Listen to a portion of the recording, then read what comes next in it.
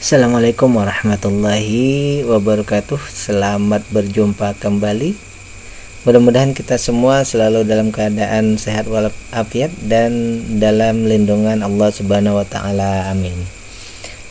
Kali ini kita kembali membuat resume fundamental saham dari laporan keuangan triwulan 2 2024 dari saham-saham yang ada di Bursa Efek Indonesia ya. Tanggal 22 bulan September 2024.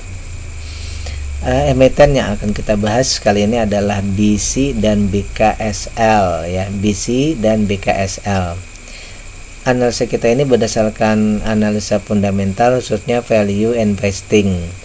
Analisa ini juga adalah bahan pertimbangan tambahan, bukan perintah untuk melakukan aksi beli atau jual, karena setiap investor itu punya cara dan sistem masing-masing dan kriteria masing-masing, sehingga apa yang saya sampaikan nanti adalah bahan pertimbangan tambahan dan edukasi ya. Hasil pembahasan kita nanti juga bukan untuk melebih-lebihkan ataupun menjelek-jelekkan sebuah emiten ya. Pembahasan kita adalah berdasarkan data yang kita terima, kemudian data itu ada data awal ya. Data awal itu adalah data-data dasar yang kita dapat dari sekuritas ataupun laporan dari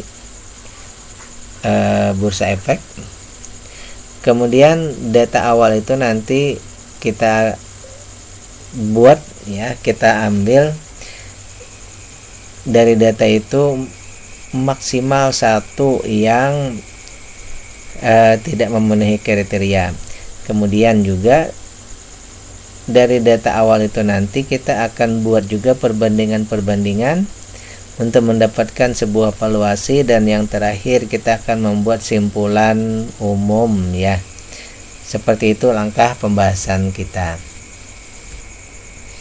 Yang pertama ini BC International ya. Bila Anda merasa pembahasan kita ini nanti bermanfaat, jangan lupa untuk klik like, subscribe, dan share. Bagi Anda yang ingin memberikan kontribusi terhadap pembahasan kita, silakan mentransfer ke nomor rekening yang tersedia. Untuk BC ini kita punya dua data, yaitu triwulan 1 dan triwulan 2. Keuntungannya ini triwulan 1 16%, triwulan 2 19%. Berarti secara umum bahwa keuntungan perusahaan ini sudah bagus ya. Kemudian dari segi permodalan ini terjadi penurunan sedikit ya di book value. Namun dari segi keuntungan bersih ini ada peningkatan. Dari segi harga ada penurunan, aset lancar meningkat, hutang menurun. Berarti simpulan sementara ya. Asal kepemilikan masyarakat juga ini berkurang dari 45% menjadi 35%, turun 10% ya. Berarti ini retail banyak menjual saham mereka ya. Baik, itu yang pertama. Secara umum simpulannya bahwa perusahaan ini mengalami perbaikan kinerja secara umum begitu ya. Namun dari data yang kita dapat dari data awal ini ya, dari data awal ini ada satu yang di bawah kriteria kita, yaitu free cash flow-nya secara setahun terakhir ini minus 52 atau setara dengan 4,8% minusnya. Namun sebenarnya minusnya ini sudah membaik ya. Di triwulan 1 itu minusnya Rp86, sekarang 53. Minus free cash flow ada perbaikan atau peningkatan. Itu yang pertama dari data awal ya. Baik, kita akan bahas sedikit demi sedikit dari valuasi dulu ya. Harga sekarang 1460, sementara nilai buku perusahaannya ini 1100-an. Berarti dari data sekarang kita harga sekarang sudah di atas nilai perusahaan, itu sekitar 32%. Untuk maksimal harga berarti di 2200-an masih ada sekitar 50% ya. Jadi ruang untuk menuju ke maksimal PBB 2 itu ada 51%, ya. Sehingga kemudian dari segi maksimal beli ini di 2100-an kita punya diskon 32%.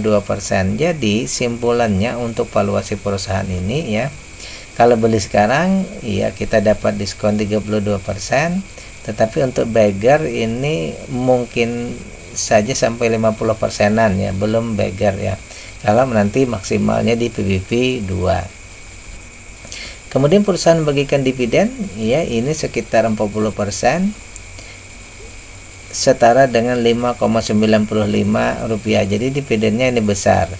Jadi valuasinya murah, tetapi untuk beggar valuasinya memang murah, tetapi kemungkinan beggar itu hanya 51%, tetapi dividennya sudah memenuhi kriteria, ya. Untuk ketahanan perusahaan tadi oke semua, kecuali tadi di free cash flow, ya.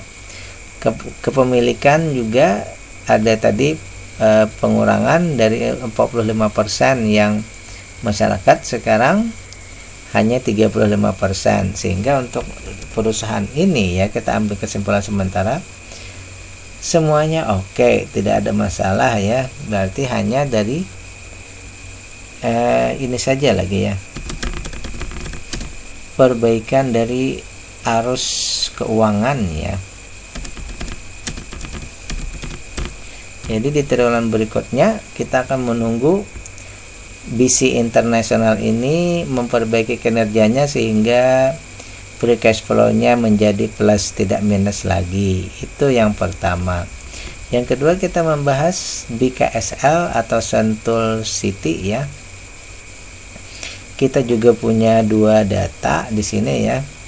Triwulan 1 dan triwulan 2.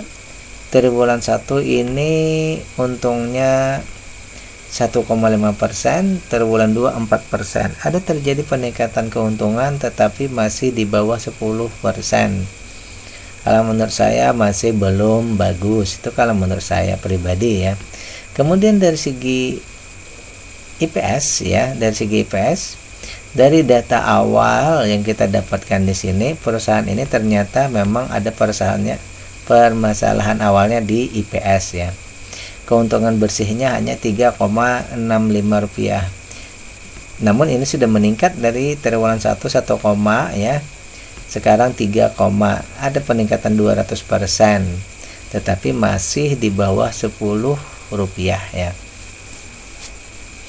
Itu yang pertama. Jadi untuk data awal ini ada permasalahan di IPS. Itu kalau menurut saya pribadi. Kemudian dari segi harga ada peningkatan juga, ya, sekitar 14%, anggap saja begitu, ya. Kemudian dari segi aset lancar ada penurunan, tapi sudah mendekati, ya, ini mendekati ke 100. Hutang ada peningkatan, ya. Baik, yang pertama kita akan bahas dulu dari segi harga dibandingkan nilai perusahaan. Itu ada rentangnya 49%. Jadi harga sekarang masih di bawah dari nilai perusahaan. Maksimal target harga kita di 172 untuk PBV 2 nya, berarti ada sekitar 291%. Jadi untuk perusahaan ini, ya, targetnya itu berarti ada multi bagger, ya, hampir 300%. Namun untuk maksimal beli di sini, ya, 37 rupiah.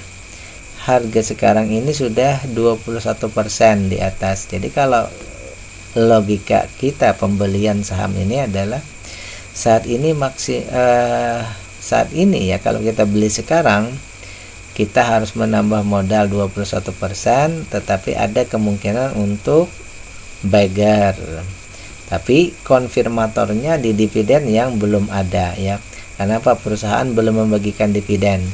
Jadi konfirmator dividennya bagi kita dividen investing ini belum ada. Satu, ya. Kemudian berikutnya dari segi ketahanan perusahaan semuanya oke, ya. Tidak ada masalah semuanya. Kemudian ini saham yang ada kepemilikan ya, saham yang ada di bursa hanya 15% dan non marketnya 12% ya. Ini berarti kalau menurut saya pribadi mungkin di sini likuiditasnya agak kecil ya. Akan mungkin mungkin akan ada volatilitas yang tinggi ya. Cuma likuiditasnya kecil ya. Baik, dari data yang kita dapatkan untuk BKSL atau Sentul City ini ya, dari segi yang pertama tadi bahwa keuntungan dan data awal ini yang menjadi masalahnya ya, bahwa keuntungannya ini 4% dan IPS-nya ini masih di bawah 10, sehingga di sini tentu saja concern kita untuk perusahaan ini IPS yang pertama ya, supaya di atas 10%. Yang kedua, harganya juga sudah tinggi tadi ya, karena valuasi harganya sudah tinggi sehingga valuasinya jadi mahal ya. Kemudian dividen belum kita bahas ya, karena dividen belum kita bahas karena tadi keuntungannya masih kecil. Yang berikutnya adalah retail ya. Retailnya ini sekitar 12% tadi ya, kalau bisa di atas 15% ya. Sehingga untuk perusahaan ini 3 yang kita tunggu di triwulan berikutnya ya, IPS, harga, dan kepemilikan atau retail tadi ya. Dan concernnya adalah tadi IPS-nya ya, karena ini tadi di bawah 10 dan persennya di bawah 10%. Terakhir lagi bahwa saham ini juga ada tertera di sini ekuitas dalam pemantauan ya. Ini kalau kita lihat sepanjang ini mungkin